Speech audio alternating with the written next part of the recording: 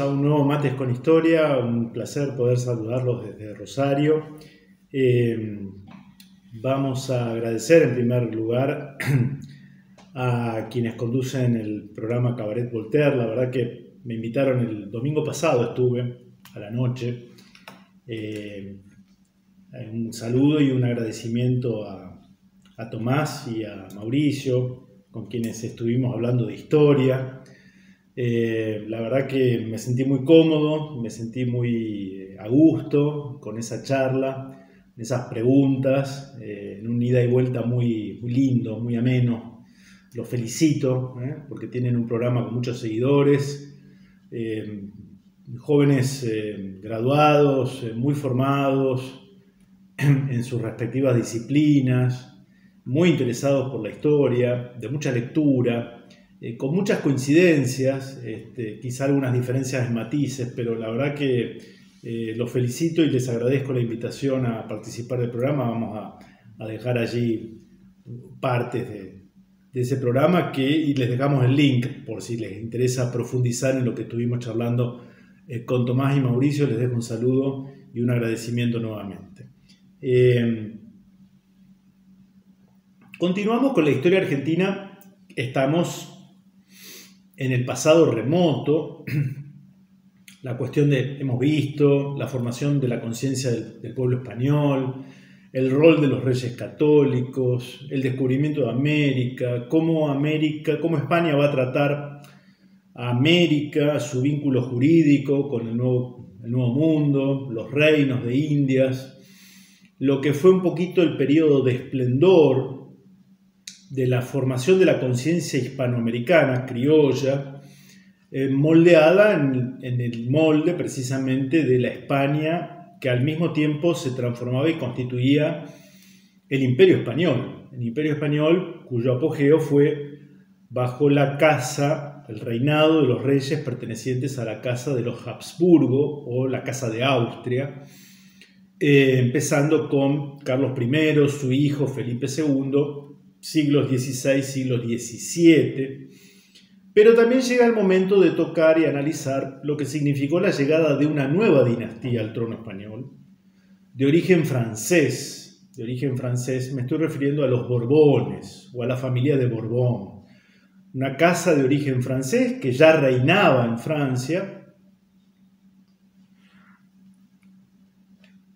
con los famosos Luises, ¿no? Los reyes de Francia, y que va a llegar al trono español, esta casa de origen francés, a partir del año 1700. Por supuesto que los Borbones heredan un imperio que ya había empezado un poco su declive, esto también hay que decirlo, en ese juego de intereses signado todavía por la realidad europea.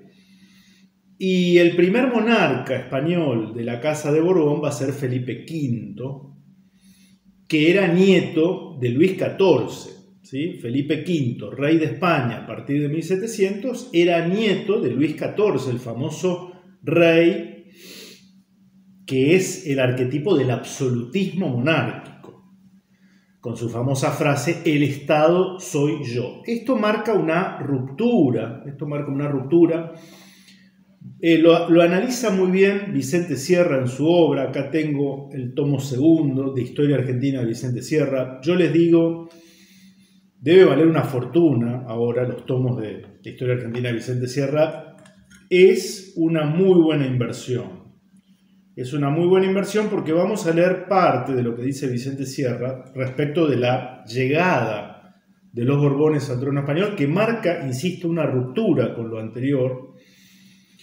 Y con ello se inicia el periodo de decadencia del imperio. El periodo de decadencia del imperio que va a estar atravesado o que va a durar durante todo el siglo XVIII. Y lo que aporta Vicente Sierra no es la mera cronología de los hechos, sino aparte las claves de interpretación de estos cambios, ¿no? Entonces por eso me parece importante recurrir a él. Iremos haciendo nuestros comentarios como es costumbre.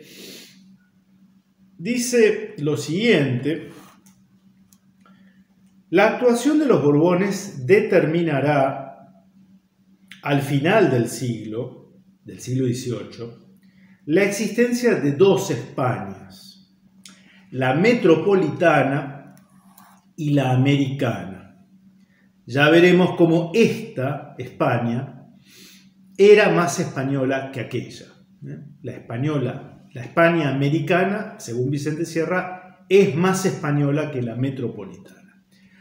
No faltaban a los americanos justos motivos de descontento. Los reyes de la Casa de Austria habían seguido durante el siglo XVII las líneas trazadas por sus antecesores sin advertir que América había dejado de ser la de Felipe II, lo que les impidió realizar la labor que correspondía: imaginar una organización del imperio en cuyo seno las provincias ultramarinas constituyeran uno de sus elementos fundamentales. Para los tratadistas y políticos de entonces, los problemas que la presencia de América significaba para España fueron tan extraños como si verdaderamente se tratara de otro mundo. El destino coloca en manos de los Borbones el mismo problema: o acertar en la organización que se debía dar al Estado español, o correr el riesgo de destruir su unidad al no encontrar las soluciones convenientes. La historia del siglo XVIII demuestra que no acertaron los Borbones. ¿Pudo alguno acumular títulos para ser colocado entre los grandes reyes de la península? Ninguno demostró tenerlos para regir el imperio. Lejos de ello, apresuraron el proceso disolvente, pues América quedó fuera del marco de las posibilidades cuando se trató de reorganizar el Estado. Y si se la tuvo en cuenta fue por estimar su valor económico a los fines de la recuperación de la metrópoli. Está dando, por tanto, Vicente Sierra las primeras claves para entender que la llegada de los Borbones, de origen francés, al trono español, soy reiterativo con esto, pero me parece que es un concepto que hay que incorporar, sobre todo para entender luego los procesos emancipadores en el siglo XIX. Marca una ruptura y acelera un proceso de decadencia. Se podría haber intentado detenerlo, postergarlo, neutralizarlo, y según Vicente Sierra, tesis que comparto o en la que coincido, no fue así. Y hay algo muy interesante, hay una carta que Luis XIV le escribe a su nieto cuando él parte rumbo a Madrid a hacerse del trono español, y es una muy buena síntesis de este cambio, ¿no? Del cambio en la mentalidad de la corte primero y de los sectores de la élite metropolitana después, a lo largo de todo el siglo XVIII. Continúo con Vicente Sierra, que dice lo siguiente: cuando Felipe V parte de Francia a asumir la corona española, su abuelo Luis XIV le escribe: debéis estar convencido de que los reyes son señores absolutos y que naturalmente tienen la completa disposición de todos los bienes, lo mismo los que poseen las gentes que pertenezcan a la iglesia que los que poseen los seglares. Todo lo que se halla en la superficie de nuestros reinos, de cualquier naturaleza que sea, nos pertenece por el mismo título. Fin de la cita. Este lenguaje, dice Vicente Sierra, era inusitado en España. No se había utilizado porque era totalmente contrario a lo que había sido entendida la monarquía y sobre todo la cuestión de la legitimidad del poder real en la España de los 2 siglos precedentes. Y así debieron comprenderlo Felipe V y sus sucesores, que nunca se atrevieron a manifestar tan extrema concepción del absolutismo. Por otra parte, no necesitaron hacerlo, y aunque sea al margen, interesa volver a destacar que cuando se habla del absolutismo de los Austrias, se denuncia una profunda carencia de sentido histórico y un desconocimiento de la historia de las ideas políticas, pues su centralismo, encaminado a fortalecer la unidad nacional mediante una comunidad en el estilo de vida que permitió forjar una conciencia hispánica, no puede ser tachado de ninguna manera como expresión de absolutismo. Aquellos que hablan de absolutismo en Carlos V o en Felipe II pertenecen a la categoría de personas a quienes los árboles no dejan ver los bosques. Dice bajo el título Los Borbones y el Estado Español de Indias. Lo que hasta aquí queda expuesto explica por qué el absolutismo no se manifestó en España con modificaciones institucionales muy visibles. Por el contrario, parecían subsistir las fórmulas tradicionales. Está hablando que el proceso es lento, pero que es inexorable. Y acá corresponde hacer una mención al margen para redondear lo que viene diciendo Vicente Sierra. Durante los 2 siglos que dura el gobierno de los reyes de la Casa de Austria en España, la doctrina oficial que se enseña desde la Escuela de Salamanca y de ahí a todas las universidades creadas por España en el Nuevo Mundo es una doctrina del origen del poder real, cuál es el poder legitimante del poder de los reyes, muy distinta a la que por entonces se predicaba en las cortes francesa e inglesa, ¿no? Porque la Escuela de Salamanca enseñaba que el origen de la soberanía, del poder, reside en Dios y que Dios no se lo transfiere de modo directo al monarca.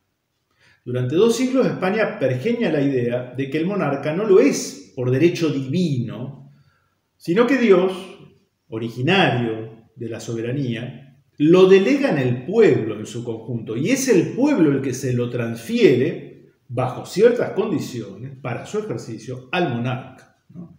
Por tanto, el monarca en este esquema debe responder a Dios, pero también debe responder respecto del ejercicio del poder, de cómo ejerce el poder al pueblo, al pueblo. Por eso decía Vicente Sierra que el centralismo propio de la España de los reyes de la Casa de Austria no deriva en un absolutismo monárquico, que es muy distinto. Pero Felipe V, de origen francés, el primero de los Borbones que reina en España, viene con las ideas de los Borbones de Francia, que eran ideas de absolutismo monárquico. En Francia, el esquema ideado por otros pensadores distintos de la Escuela de Salamanca, Baudin, Bossuet y otros, es distinto. Acá el esquema es que el origen del poder está en Dios y Dios se lo transfiere no al pueblo, sino al monarca. El pueblo, como entidad, está ausente en el esquema francés del poder. Y es con este esquema con el que Felipe V viene de su Francia nativa, natal, originaria, ¿no? Esto tiene consecuencias ineludibles, ¿no? En el trato del rey, por parte del monarca respecto de sus súbditos, y respecto de las posesiones ultramarinas del Imperio Español que dejan de ser consideradas como reinos y pasan indefectiblemente a ser consideradas como colonias. Esto lo digo porque algunos dicen que España jamás trató como colonias a sus posesiones americanas. Eso lo analizamos en el Mates con Historia anterior. Eso fue cierto durante los 2 siglos de la monarquía hispánica presidida por los reyes de la Casa de Austria. Pero va a ir cambiando, de modo imperceptible al comienzo, de modo mucho más visible al final del siglo XVIII, una vez que los Borbones se hacen cargo del trono español. Esto hay que tenerlo en cuenta. Esto hay que tenerlo en cuenta. Y se va a dar algo también. Vicente Sierra se pregunta,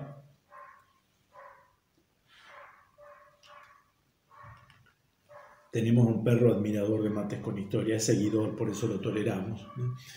Vicente Sierra se pregunta, si hubieran seguido gobernando los reyes de la Casa de Austria durante el siglo XVIII, ¿no hubieran llegado también ellos a aceptar las ideas del absolutismo, que eran las ideas en boga en la Europa del siglo XVIII? Él responde que sí, que efectivamente hubieran caído en lo mismo. Pero hay un proceso que es curioso y a mí me gusta destacarlo también.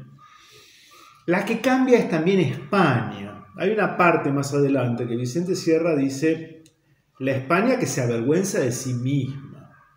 y que adopta de manera muy dócil, llamativamente dócil, sobre todo por parte de su intelectualidad, las pautas culturales de la Francia hegemónica durante el siglo XVIII. Por eso, fíjense que cuando los reyes católicos tratan de evitar que ese reino que ha sido unificado con la reconquista del territorio español a manos de los moros, y tratan de evitar, consecuentemente, que la corona de ese reino español ya unificado caiga en manos de un príncipe extranjero, son conscientes de que esas alianzas a través de los matrimonios pueden derivar en esa situación no deseada, no logran o no pueden evitar que quien finalmente los vaya a suceder en el trono español sea su nieto, Carlos I.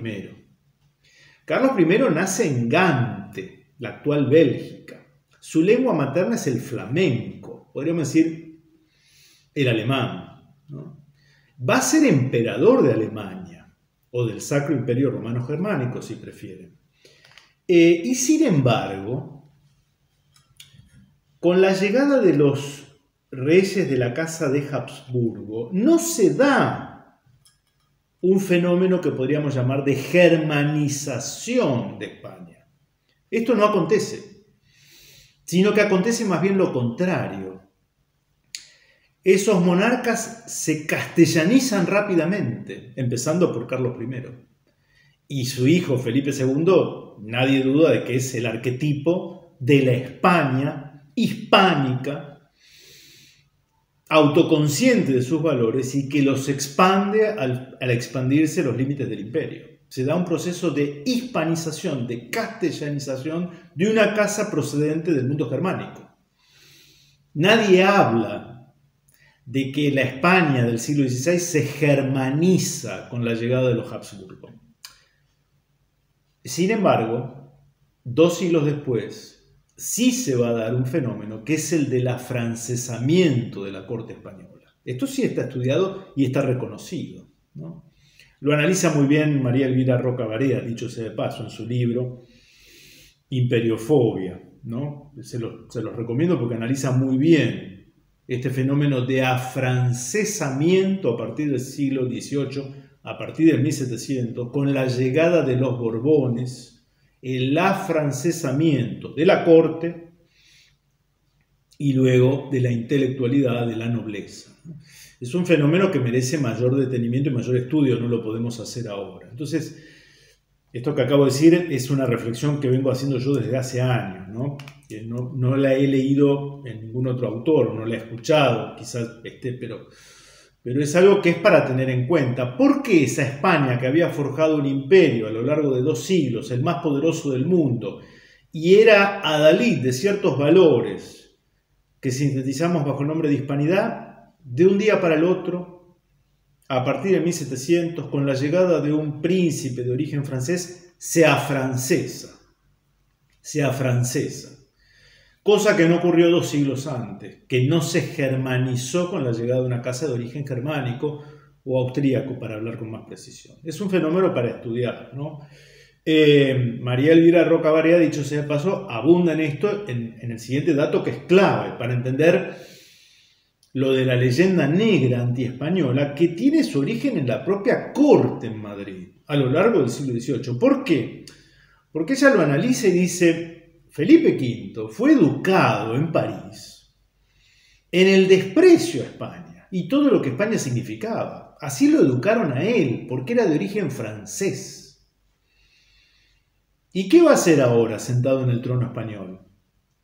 Presidiendo los destinos del imperio que él hereda por el destino, como decía Vicente Sierra, y del cual le habían hablado pestes y le habían enseñado que era poco menos que el salvajismo llevado a imperio. ¿Se va a desdecir Felipe V? ¿Se va a desdecir? ¿Va a decir que aquello que le habían enseñado estaba equivocado? No, no lo puede hacer. Entonces, como dice Vicente Sierra, no pueden exteriorizar al principio los Borbones aquellas ideas que su abuelo Luis XIV le escribe, pero empieza paulatinamente un proceso de declive y de deterioro.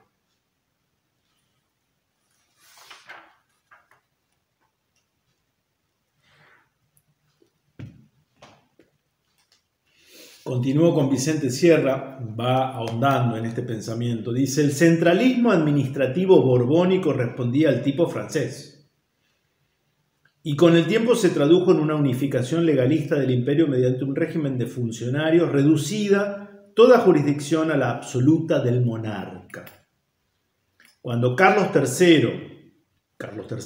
de España, creó en 1783 la Junta Suprema de Estado, se terminó con todo organismo especialmente dedicado a los asuntos americanos,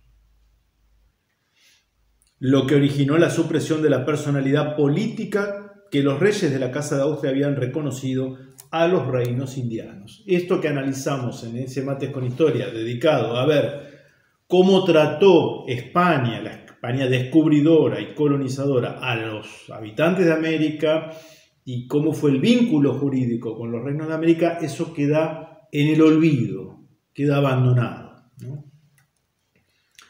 Los Habsburgo habían implantado un sistema de contribuciones o impuestos cuyo cobro nunca se caracterizó por su dureza. Los Borbones, desde el primer momento, resolvieron cobrar los gravámenes de manera rigurosa.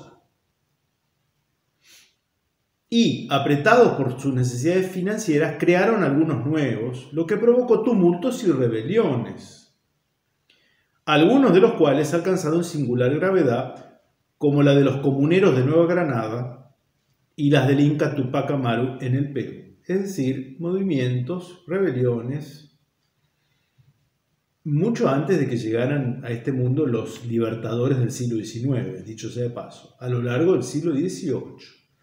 Según Vicente Sierra, provocados en parte por la culpa de quienes administraban el imperio con esta nueva mirada de las cosas, con esta nueva cosmovisión desde el propio trono español. El cambio fue grande, sin que se advirtieran sus beneficios. El régimen administrativo se tornó más laborioso y complejo, a la par que más difícil, de forma que mientras se disminuía la eficiencia, se destacaba la presencia del Estado coartando la libertad de movimientos. Las dos exigencias fundamentales del hombre hispano, libertad y eficiencia, dejaron de verse satisfechas.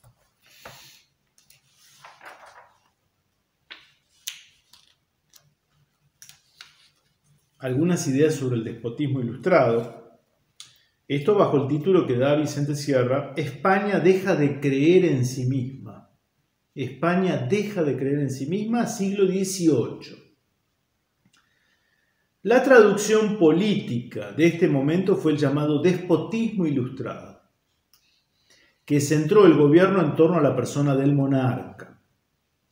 Es entonces cuando el absolutismo a lo Luis XIV acusa en España su expresión más aguda y despótica.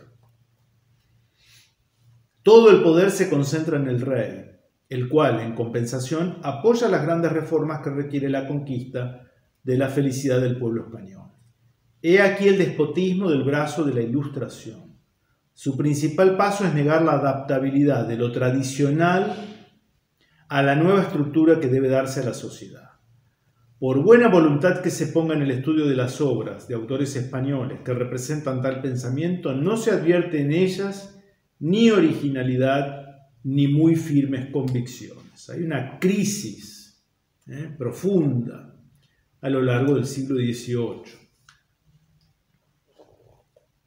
Al mismo tiempo, las cabezas del absolutismo se encontraron con América, es decir, con una porción del imperio que ni había renunciado a sus tradiciones, ni estaba convencida de formar parte de un grupo nacional en decadencia. España es como que dice Vicente Sierra, se ve preservada de esta podredumbre intelectual, que como dice el dicho, el pez se pudre por la cabeza, ¿no?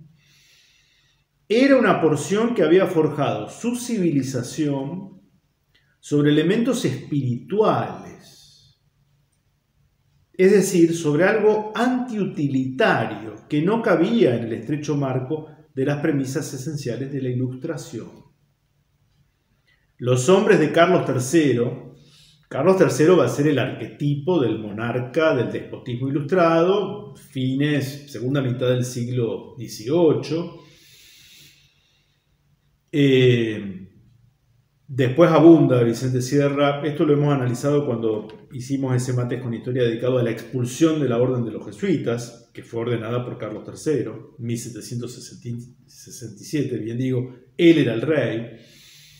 Lo que sí podemos decir que el gabinete, los secretarios que despachaban los asuntos de gobierno para España y para América de Carlos III eran personajes totalmente compenetrados con esta nueva mirada, con la Ilustración, algunos de ellos formados en las logias masónicas que ya existían en España. Las logias masónicas que ya existían en España. Jovellanos, Campomanes y otros, ¿no? Los hombres de Carlos III desdeñaron esos valores, no comprendieron los cimientos misionales del imperio. Pero, siguiendo el ejemplo inglés y las tesis francesas, Montesquieu había dicho que las colonias no tenían otra misión que hacer la grandeza de la metrópoli, solo vieron la utilidad que podían obtener de América. Lo demás se dio por añadidura. La misma generación, presten atención a esto, la misma generación que festejó la llegada de Carlos III a la corona de España, alcanzó a asistir al sepelio del imperio que aquel había recibido. Fue el duro precio que pagó España por haber renunciado a sí misma. A sí misma. Y hay algo que, para ir cerrando, bajo el título Las provincias americanas consideradas colonias. Esto es muy importante. Yo incluso invito a que algunos autores hispanistas, a quienes respeto, pero que luego echan todas las culpas de esa atomización, de esa destrucción del Imperio Español a comienzos del siglo XIX, hacen recaer todas las culpas, a los agentes británicos, entre los cuales incluye a los que tomaron la lucha armada en el proceso de emancipación o de independencia, ¿no? Y no advierten que esto ya se venía cocinando a fuego lento muchas décadas antes en la propia metrópoli. Entonces hay una cita de uno de estos autores, de este gabinete de Carlos III respecto de cómo considerar América, ¿no? Que es muy reveladora, entiendo.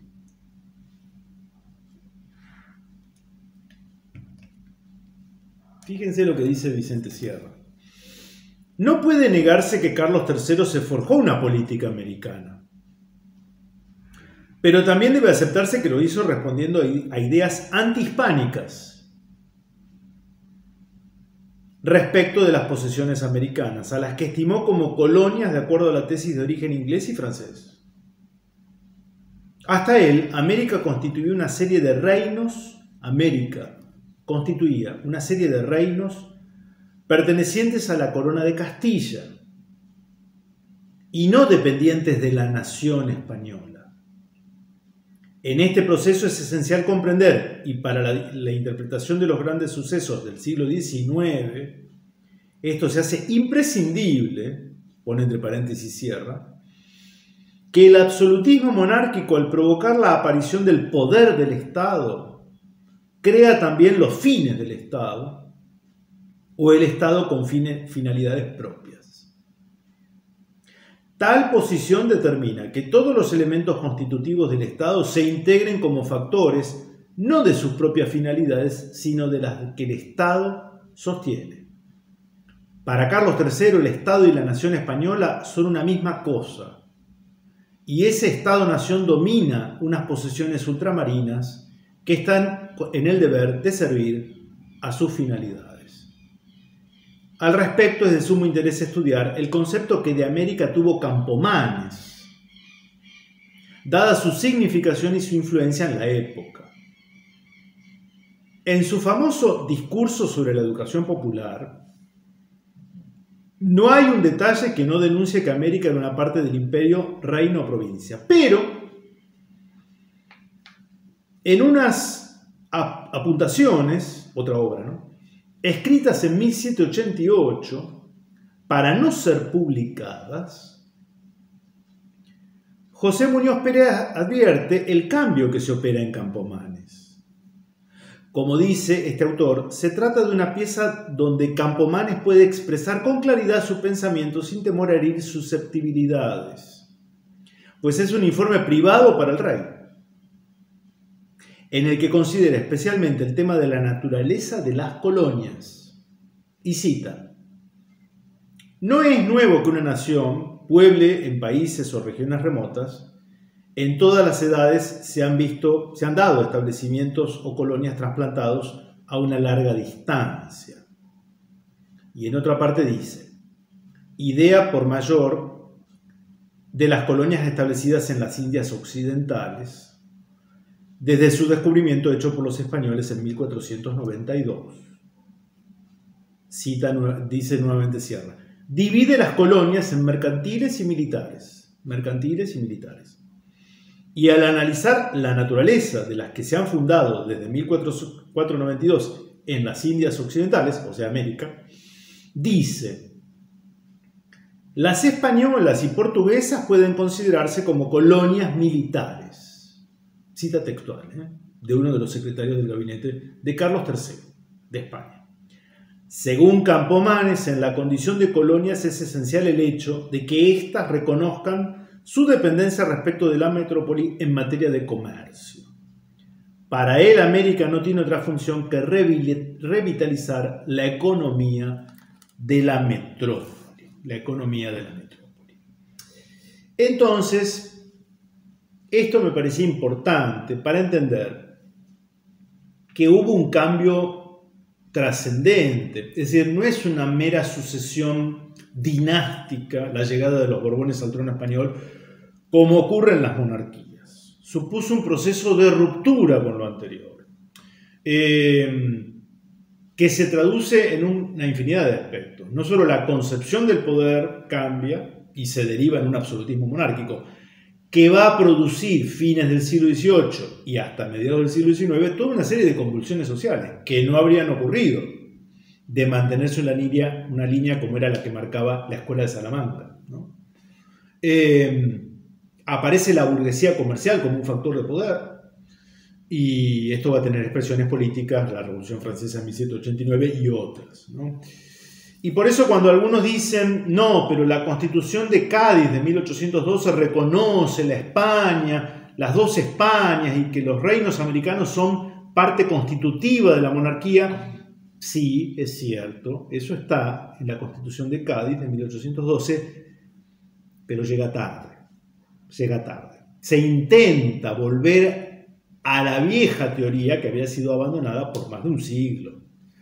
Y había sido reemplazada por esto que acabamos de leer. Por tanto, es un intento tardío, demorado, en volver a las fuentes que habían originado esa hermandad en una comunidad espiritual, en una idiosincrasia común, que era el sello de la hispanidad, pero que a raíz de la llegada de los Borbones se había abandonado de modo bastante visible y como se había asumido otra doctrina oficial.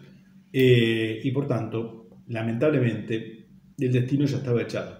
Es lo que motiva lo que hemos dicho en algunos otros videos respecto de los procesos de emancipación, es lo que motiva quizá a muchos, entre otros José de San Martín, a venirse a América para tratar de salvar lo salvable del Imperio Español, que era, no dudarlo, la América española, porque España estaba a partir de 1808, de rodillas, y su destino muy comprometido, nunca más volverá a levantar cabeza, ¿no?, como potencia ni siquiera de segundo orden. Hechos lamentables, pero bueno, que son parte de la historia y que hay que tratar de analizarlos de un modo serio y racional para tratar de comprenderlos. Espero que les haya gustado este Mates con Historia. Les dejo un saludo de Rosario, que estén bien, nos vemos la próxima si Dios quiere. Gracias.